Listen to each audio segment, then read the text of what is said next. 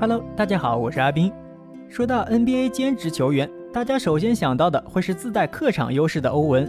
但实际上还有一位，并且也和篮网有关。身为2011年状元的欧文，充其量只能算篮网二当家，而阿斌说的这位却当过布鲁克林的老大，并且只是个次轮秀。他对篮球态度开放，因为他的主业是投资，敢为人先，独具慧眼，使其取得巨额回报，年收入甚至盖过詹姆斯。他就是本片的主人公丁威迪。今天阿斌就带大家来沾沾他的好运。3月17日，篮网主场迎战独行侠的挑战。比赛最后时刻，独行侠领先，即便整场面对包夹，此前连续投篮不中，杜兰特依然选择干拔3分，最终篮球空心入网。中场前10秒，主队重新获得1分领先优势。可惜的是，死神的镰刀并没有掐准时间，提前了一些。独行侠暂停回来，东契奇持球面对包夹，在时间还剩2秒时，将球分给45度角的丁威迪，后者接球没有半点迟疑，顶着防守直接出手，灯亮球进，一箭穿心，3分压哨绝杀。在这场篮网新旧老大的对话中，丁威迪成功手刃老东家，带走胜利。独行侠老板库班来到丁威迪身边，激动的一把将他抱住，而这不光是因为后者投中了绝杀。回顾整个第4节，东契奇仅得4分，而丁威迪一人拿到了15分，带领独行侠打出了一波34-20，才得以完成逆转。这样的大起大落实在是太刺激了，而丁威迪的篮球生涯也是如此。斯潘塞·丁威迪1993年4月6日出生于美国加利福尼亚州洛杉矶。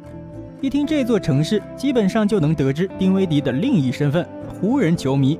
没错，当初丁威迪身披8号球衣就是为了致敬科比，而后来不穿8号球衣也是为了纪念科比。作为科比迷弟的丁威迪，从小就与篮球作伴，他也跟随偶像的脚步，选择了篮球这条路。2011年，丁威迪进入科罗拉多大学，大一赛季出战36场比赛，场均得到10.0分、3.6个篮板，入选太平洋12校联盟最佳新秀阵容。大二赛季，丁威迪继续进步，场均得到15.3分、3.2个篮板和3.04助攻，入选太平洋12校联盟最佳阵容1队。大二结束，丁威迪并没有急于进入 NBA， 而是选择继续留校，而这样的决定竟花光了他所有的霉运。潜在方面，2013年是选秀小年，丁威迪如果这时参选，能够有个不错的顺位，毕竟表现有目共睹，且还算不上大龄新秀。但他赌自己大3赛季更进一步，从结果来看，他确实赢了一点筹码。那一年他的3分球命中率可达 41.3%， 但最后可以说是输个精光。由于十字韧带受伤，他在大3那年只出战17场，导致选秀顺位暴跌。这种情况，一般人往往会索性打完大学4年再去参选，一来可以安心养伤，二来可以提升前景。但丁威迪还是毅然决然地参加了2014年 NBA 选秀，这一年可以说是群英荟萃，妥妥的选秀大年。头铁的丁威迪有惊无喜地落在了次轮第38顺位，在被活塞选中时，估计很多人都不认识他。大家关注的焦点是维金斯、帕克、恩比德这些天赋爆表的球员，跟他们相比，丁威迪确实没什么拿得出手。真要找一下他的优点，那就是能打1号位的他，有着和乔丹、科比同样的198公分身高。顺位最直接的影响就是薪资，丁威迪和活塞签订的新秀合同是3年253万美元，并且部分还是无保障的，这与那些一进联盟就700-800万美元的乐透秀相比，待遇天差地别。更重要的是，顺位也决定着上场时间。丁威迪第一个赛季出战34场，首发1场，场均4.3分、3.1助攻。其实这个顺位能上场已经不错了，但随着赛季中段雷吉·杰克逊的到来，丁威迪沦为了饮水机专职管理员。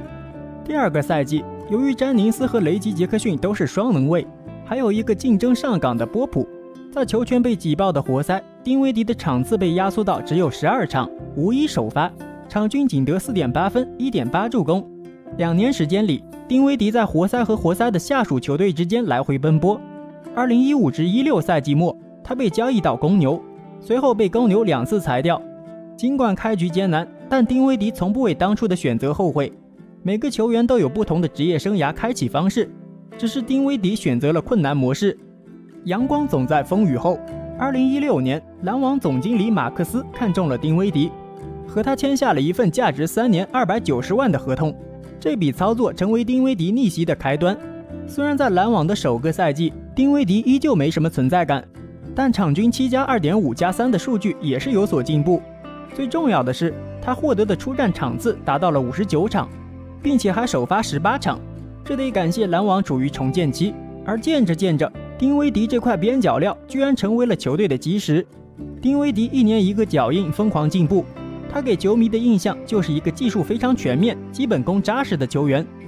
2018年全明星周末，丁威迪拿到了技巧挑战赛的冠军，由此可见一斑。2019年，在丁威迪场均已经能拿到16.8分、4.6助攻，并且带领平民篮网重返季后赛之后，球队给他献上了一份3年3440万美元的合同。这份当时看起来廉价的合同，经过丁威迪的操作，竟成为了全联盟第1高薪。他要求篮网将3440万美金以比特币的形式支付，此举震惊了不少人。啥是比特币？真金白银不香吗？对此，联盟还专门讨论这种方式是否违规，但最终同意了丁威迪的请求。一向喜欢把赌注压在自己身上的丁威迪，这次显然是赌赢了。当时1枚比特币的价格是8000美元，他第1年工资买下1325枚比特币，所以丁威迪第1年就通过比特币赚了4000多万美元，这可比詹姆斯、库里、杜兰特等超级巨星的税后工资高得多。因此网友调侃，篮球不过是丁威迪的一个副业罢了。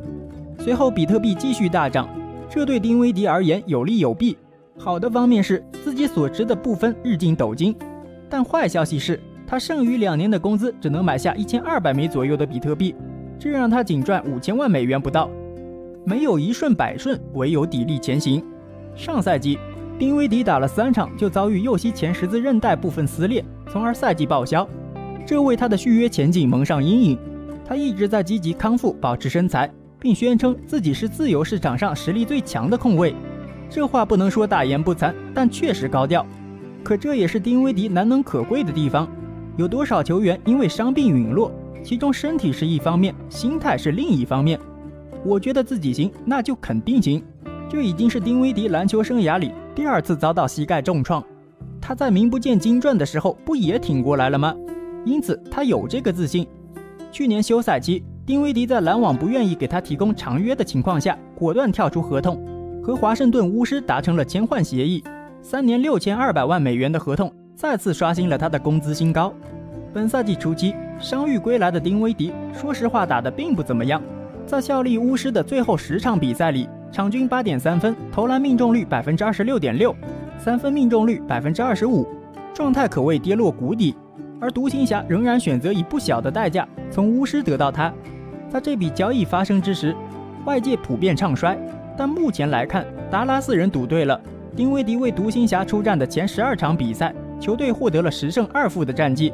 期间丁威迪效率惊人，各项数据都直线攀升。除了开头讲到的绝杀篮网，他还在与近期同样势头正劲的塞尔提克交锋中投中3分准绝杀。喜欢标新立异的丁威迪和豪放不羁的达拉斯宛若天作之合。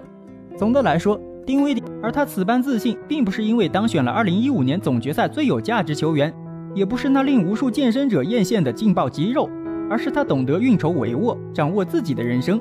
这其中不光是职业生涯的规划，还有对市场的投资。伊戈达拉在商业领域的嗅觉就像他的切球一样敏锐精准。今天这部影片，阿斌就带大家走进伊戈达拉的投资故事，看勇士板凳球员如何变身霸道总裁。4月22日，勇士迎来了和金块季后赛首轮的第3场较量。在比赛还剩最后7分钟时，伊戈达拉在3分线外持球突破，迎着金块球员威尔巴顿的防守，直接来了一记单臂隔扣，并成功造成对手的犯规，上演了这出老夫聊发少年狂后。勇士替补席上的队友也激动地在场边庆祝起来。而这还不是伊戈达拉本场唯一一次踹开棺材板。在比赛还剩最后16秒，对位的2人依旧是巴顿和伊戈达拉，只不过这次互换攻防，巴顿在弧顶位置准备出手3分，结果被伊戈达拉无情封盖。也正是这次关键封盖，让勇士彻底锁住胜局。这位连续12年打进季后赛的老将，再一次证明了自己廉颇老矣尚能饭。球迷们时常感叹03一届青春不在，殊不知只晚1年进入联盟的伊戈达拉也接近了职业生涯尾声。04年，他以第9顺位落户费城76人，随即被冠以小 AI 之称。从老大哥艾弗森身上，伊戈达拉学到了不少的东西。除了球场上拼命三郎的精神，还明白了对财富把控的重要性。由于艾弗森对金钱的使用没有概念，使得他退役不久就面临经济上的窘境。实际上，这不是 AI 一人遇到的问题，而是很多 NBA 球员共同的经历。据权威数据显示，联盟里有60%的人会在退役5年内破产。吃完了青春饭，如何在未来不饿肚子，是有远见的 NBA 球员所必须思考的一个问题。而在这一方面，伊戈达拉更是高瞻远瞩，他不仅要吃饱，更要吃好，这便有了他商业投资的故事。而故事的开头就要从刚才提到的被他一攻一防杀死的金块队说起。2013年西部首轮的3-6名对决，情况和今年一样，双方也是勇士和金块，只是排名调换，最终金块惨遭黑六，而伊戈达拉给库里通风报信的事也成为了一段佳话。接下来的剧情相信大家都耳熟能详，同年夏天，伊戈达拉加盟勇士，并成为金州王朝奠基人之一。只是比起打不过就加入的杜兰特，伊戈达拉的这个决定背后考虑的元素更多。他之所以选择来湾区打球，很重要的一个原因就是这里靠近硅谷，能够拥有投资市场的第一手资料。尽管2013年首轮输球，但对伊戈达拉来说绝对有所收获。看着勇士主场那些重量级商业精英，他找到了自己未来的赚钱方向。加盟勇士后，伊戈达拉不仅和队友打成一片，也和那些硅谷大佬走得很近。这其中就不得不提他的投资伙伴克莱恩·托马斯，此人在业界早已树立了良好口碑。但伊戈达拉不像其他 NBA 球员那样盲目追随，起初的他非常小心谨慎，策略是小额自主创业和小额投资。划重点，小额，这不是代表伊戈达拉对某些行业浅尝辄止，而是静观其变。虽然收益率不高，但是风险可控。作为初入市场的人来说，不赔就相当于赚了。正是这谨小慎微的操作方式，让伊戈达拉在投资领域缓缓前行，并且收获了小小的成就感。但在来到金州后，伊戈达拉变了，他决心向甲骨文中心场边坐着那些上市公司的 CEO 大股东看齐，不再满足于小富即安。于是伊戈达拉和莱恩·托马斯开始了全盘的商业布局，前后共持有25家初创公司的股份，份额从2.5万到15万美金不等。别看金额不高，但大部分都是初创期间就参与了项目投资，属于原始股。真正等到公司发展壮大，那就是春种一颗粒，秋收万颗子。当然了，收益和风险同在。初创型投资类似于天使投资，不求面面俱到，但求命中率高。可即便如此，对投资者来说，入股100家初创公司，若能成5家，那就已经可以赚到超出预期的资金了。而伊戈达拉向来目光锐利，有着极强的预判性。这从他的球员合同就能看出。伊戈达拉曾在薪资帽大涨前拒绝了76人提供的5年5700万的合同报价，后来成功签下了一份6年8000万的合同。这样的案例很快就得到了复制。那些被伊戈达拉看中的企业，很多已经成长为小有名气的独角兽公司，比如 Datadog Inc、Robinhood、Cloudflare、Allbirds、Casper Sleep Inc、PagerDuty、Casper、The Players Tribune、StubHub、Stance 和总部位于尼日利亚的网络市场平台 Jumia 等等，不说遍地开花，但也是处处惊喜。而且伊戈达拉善于主动结识商业人士，善于利用自己的人脉关系拓展业务。在勇士效力期间，因旧金山奥克兰和圣何塞大都会区地理位置优越，毗邻硅谷，伊戈达拉借力得天独厚的港湾地理优势和勇士球市的影响力，逐渐融入到了硅谷上层人士的交际圈。值得一提的是，伊戈达拉不但自己投资，还搞了几次体育圈和科技股的对接大会。别看伊戈达拉在平时比赛里不显山露水，但是他场下的声势却在不断发展壮大。2017年，他与克莱恩·托马斯以及队友斯蒂芬·库里一起登上了彭博商业周刊的封面。同年，他们共同主办了球员科技峰会，将运动员身份的投资人与企业联系起来。不得不说，这个格局实在是大。在大部分球员着眼于 NBA 生涯能否赢得总冠军，能否赚取更多的钱时候，伊戈达拉已经为大家树立了更遥远但又必不可少的未来方向。目前，绿军的杰伦·布朗和勇士的榜眼怀斯曼在投资方面就跟着伊戈达拉混了，这样的抱团显然更有意义，不是吗？2020年是全世界多灾多难的一年，众多行业受到了前所未有的冲击，但有挑战就有机遇。在年初时候，伊戈达拉就嗅到了发财的味道，他果断买下了一家线上办公的公司。正当人们出行受到限制的时候，伊戈达拉选择将理财公司中的7000万美元全部投入到了这家公司。最终经过半年的时间，就证明了伊戈达拉押宝押对了。很多企业都依赖线上办公软件，它几乎成为了必需品，因此这家公司的股票也水涨船高，从原来的75美元一股一度涨到了406美元一股。这也就意味着伊戈达拉用7000万美元赚到了4个多亿。这个数字是什么概念？詹姆斯在同年再次续约了湖人队之后，其职业生涯的总薪资达到了4.5亿美元，这是一个前所未有的高度，也是作为 NBA 常青树的詹姆斯付出了整整17年时间所得。并且大家也都知道，球员的个人所得税高得可怕，而伊戈达拉却只通过一次投资就赚取了这么多，不得不佩服他的眼光以及魄力。所有的成功都离不开机遇，但更离不开背后的努力。就在其他球员休赛期里周游世界、流连夜店、放松裤裆的时候，伊戈达拉则是给自己进行充电。他几乎把所有篮球以外的时间都贡献给了商业学习，不仅报班打造基础，也向 NBA 里的老板们交流请教，学习经验。现如今，步入都是一些高不可攀的存在。然而在绝大部分的 NBA 球员的家庭中，他们也往往是家中的顶梁柱，妻子往往以全职主妇的身份坐镇后方，打点家中上下。很难相信 NBA 球星会有吃软饭的时候，他们的女友比他们还会赚钱。今天这部影片，阿斌就来盘点一下 NBA 曾经4大吃软饭的球员。首先出场的便是来自加州的快乐男孩尼克杨。尼克杨应该是 NBA 少有的实力大于名气的球星，巅峰时期也未曾入选过全明星，但是因为风骚无比的单打动作，各方面的实力也相当过硬，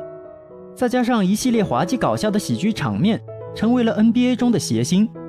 但也许正是因为他阳光大男孩的性格，身边的女友可是一个比一个优秀。他最被我们熟知的前女友便是美国的嘻哈天后伊姬·阿塞利亚，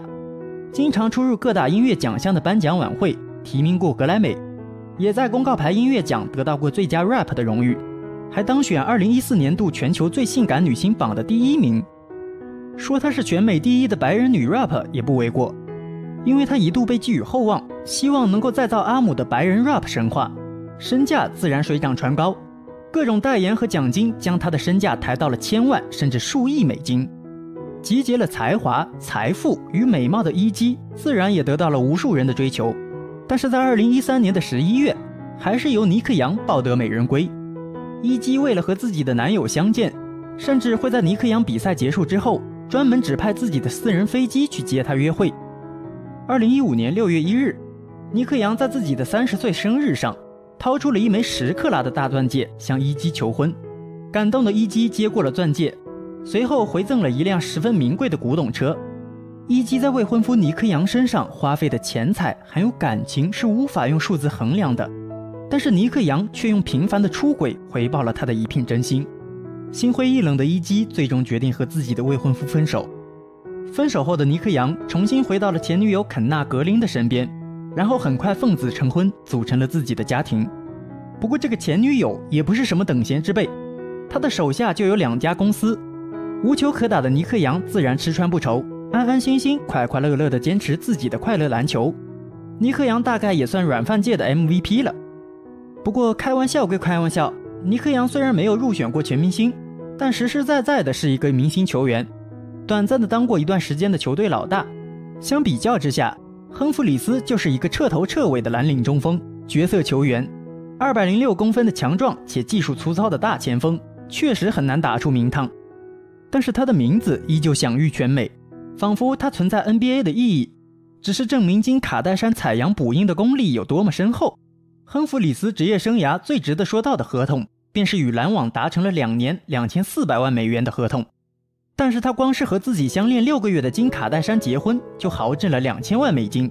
其中光是钻戒就高达200万美元。当时网络上疯传亨弗里斯家境殷实，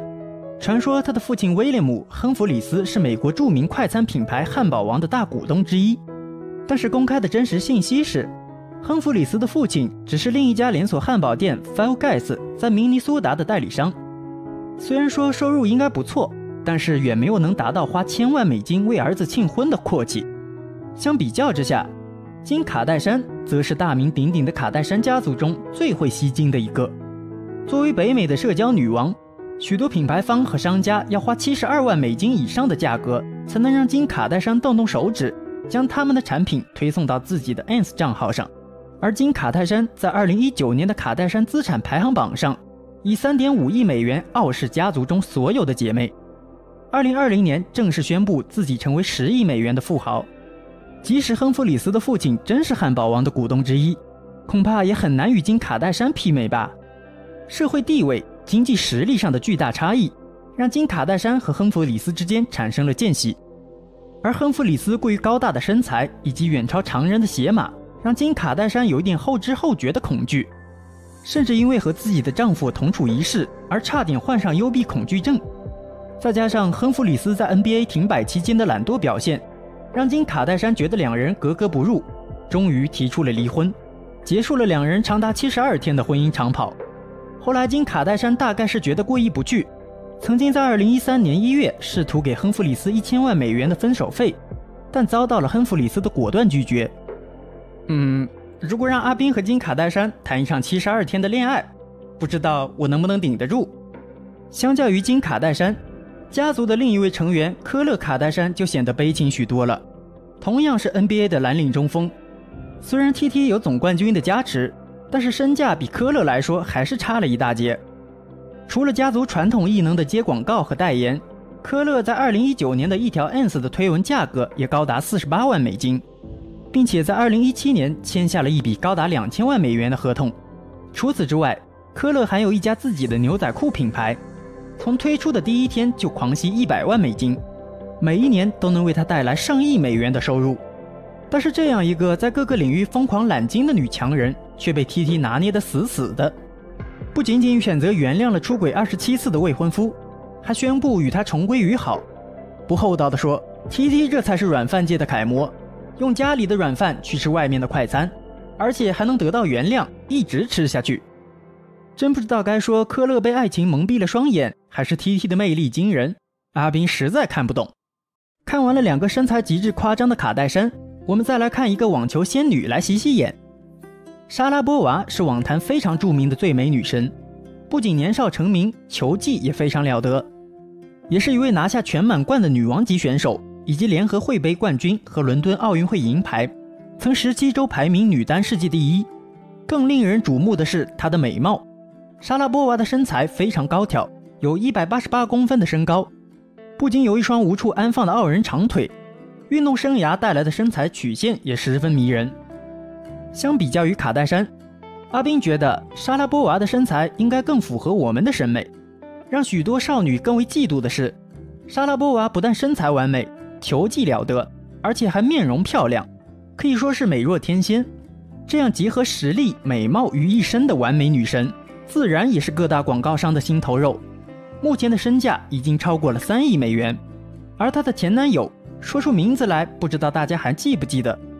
就是曾经搭上巅峰科比的顺风车，顺利拿下2届总冠军的乌贾西奇。别说是球星了，乌贾西奇即便是在自己的巅峰期，也不过是强队替补弱队首发的3线球员，生涯最高年薪也只有500万美元左右。与莎拉波娃这个世界第一女单而言，简直就是一个天上一个地下。但是没有办法，人比人总会气死其中一个的。跟随科比拿冠军，与网坛女神喜结良缘，他大概是这个世界上最幸运的男人了。阿宾真的不是酸，是非常非常非常非常的嫉妒。不过和之前的几对情侣一样，双方的关系很快也因为身份和财富上的差距而产生分歧。当莎拉波娃在全世界追逐自己网坛荣耀的时候，乌贾西奇也因为实力的严重下滑，离开 NBA 去欧洲讨口饭吃。两人到最后还是选择了分手。小道消息啊，这个听说两人分手的另一个原因就是那方面不合。乌贾西奇嫌莎拉波娃不会叫，这个消息实在有损女神在阿宾心中的形象，应该不是真的，大家就当听个笑话。要是阿宾是乌贾西奇，哪里还有嫌弃这个那个的想法，安安心心做一条舔狗就很开心了。不过话又说回来，阿宾其实并不在意男女双方谁的收入高谁的收入低，如果是真心实意的相爱，大家都是为了一个家而在努力。但是收入差距过大，就容易导致两人社会地位的差异，这才是最杀人、最致命的东西，需要男女双方都做出让步和妥协，克服很大的心理障碍，才能够延续自己的情感。但恰巧的是，阿斌自认为就是这样有能力的男人。如果正在看视频的有那么1-2位富婆，在评论区留一下言，我们可以再交流交流。